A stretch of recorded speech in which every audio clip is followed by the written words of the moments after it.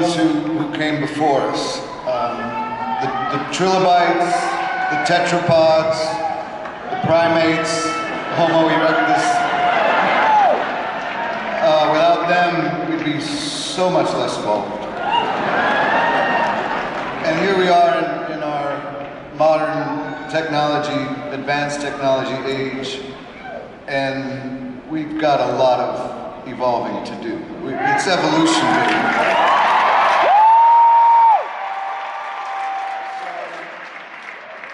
Climate change is real.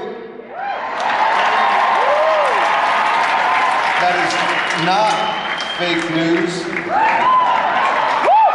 And we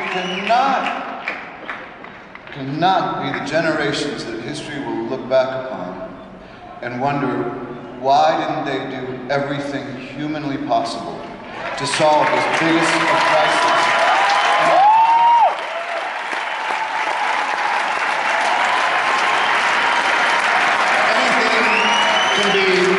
Obtainable. The Chicago Cubs winning the World Series.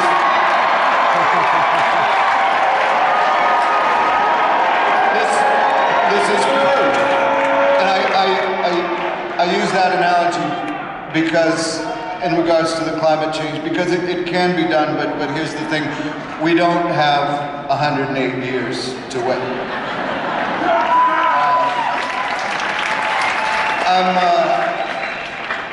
lucky and grateful are two things I am every day. And I'm just grateful to be alive. And I want to publicly apologize, all the, making my bandmates suffer. With a singer who was climbing on the rafters and hanging off of pipes and jumping on the balcony.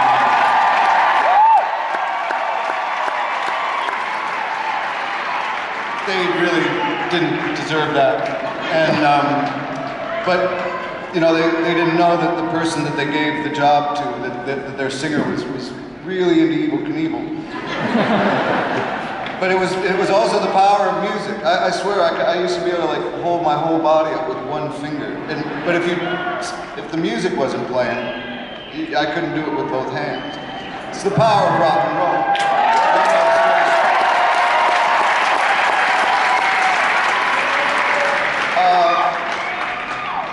When I think about high altitudes, I think about my wife, Jill. If you've ever, a kite does not rise into the air unless someone is holding the string.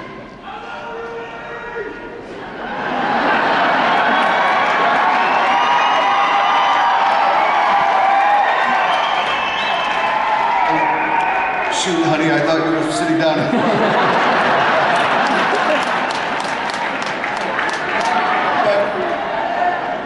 It's so important, especially if that kite gets way high in the air, you really have to trust the person holding the line. And that person has to be loyal and believe in you and then have the strength to reel you back. And so to my wife, Jill, I thank you. And I'm looking forward to all our future days on the ground together. And I'm glad I get to hold the cord for you when you get to soar as you do. My two daughters, Olivia and Harper.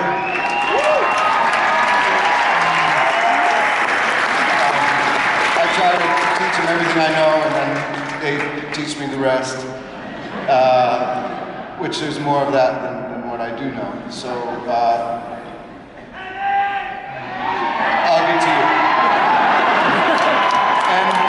And if somehow, some way, Chance the Rapper ever sees or hears this, I just want to tell him my daughter, Olivia, loves you. And you have my highest approval, and I also, Chance, want to thank you for all the great work you're doing in Chicago. That's the kind of music activism that gives us all hope. So, these sweet girls, I just can't tell you, I just love them more than anything. And that's a lot because it says a lot because I really love The Who. And the Ramones and the band and Iggy Pop, and Slater Kinney, and Guided by Voices, and the list goes on because I've listened to music every day of my life, for my whole life. And a lot of that was in small apartments. When I grew up, we lived in some tight spaces with my family, my mom's seat with my brothers. My mom some really good parenting. She wouldn't tell us to turn it down. She would just kind of end up being fans of the bands that we were playing very loudly. And my brothers, who grew up listening to all that music together, I always try to play our songs, our new songs to them first. So they're such a good barometer, and they've known me long enough. They know when I'm pulling some kind of bullshit, so they keep me honest and keep the records true. Jace, Mike, Chris, I miss you, Gina, I love you too. You know how lucky I was to meet Jack Irons. I was working at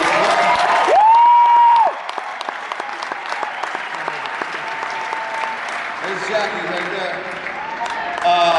I'm working as a crew guy at a Joe Strummer gig at a little club in San Diego before my midnight shift.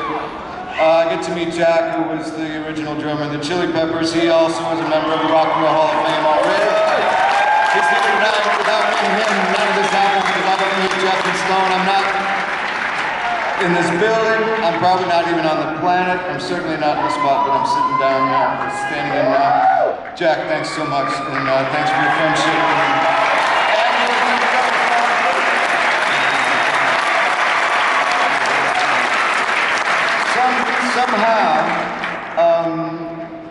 Somehow we were so fortunate that, you know, we had a few drummers. And, you know, taking that seat in the drum stool or the throne, because they were all kings. We were so fortunate, every one of them was great. We've got, but Matt Cameron has really been the one that really kept us alive for this last 15, 16, 17 years. At a time when we didn't know him. We weren't sure what was going to happen, and he enabled us not just to survive, but to thrive. And he became one of our brothers, and he was going to end up receiving this accolade with either us or his other group, which are pretty good. So he'll be back. We have the great Dave Aberzies. He's a great drummer.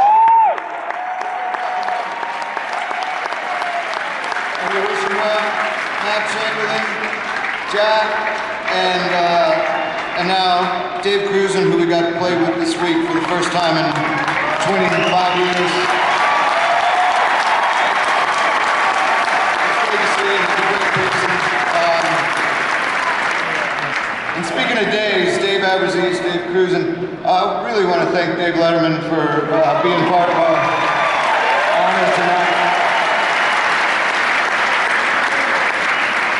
He doesn't know, but when I used to work a midnight shift, I had 4 years midnight shifts. I'd get there at 11 to 7, and there was a small red TV. I was a security guard. There was a small red TV, and Dave was my co-pilot every weekday, every night I worked for 4 years. And to have him be up here, we're so honored to be, it's an honor to be honored by him.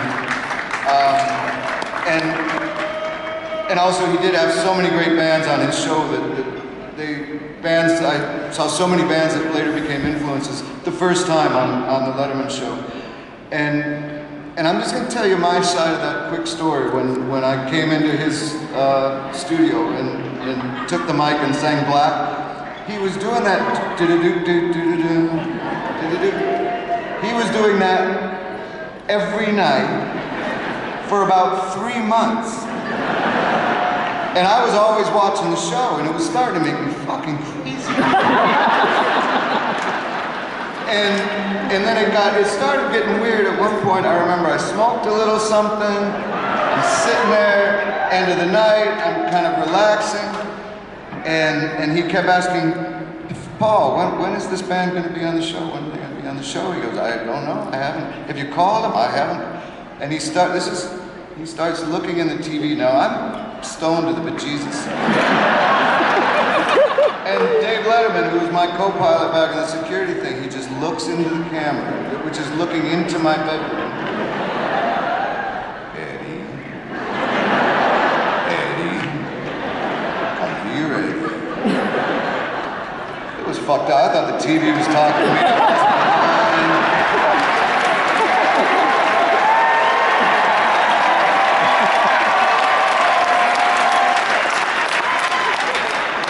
Seriously thought, like, you know, you might have to go to rehab. You're tripping balls right now.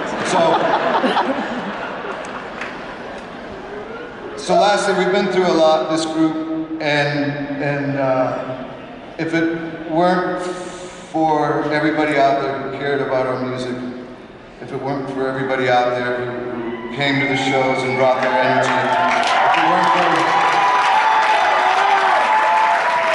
those were the things that really kept us together, and we felt a responsibility to the music that was bigger than ourselves or whatever our own personal needs of space or whatever it was. We knew that we were better together than apart, and it was you that galvanized us and forged a brotherhood and a family. I love these people so much, and we love hanging out, and we love touring, we love playing, we love rocking, we love everything. And I feel like maybe we're about halfway there to deserve something of an accolade of this kind of stature, maybe halfway there.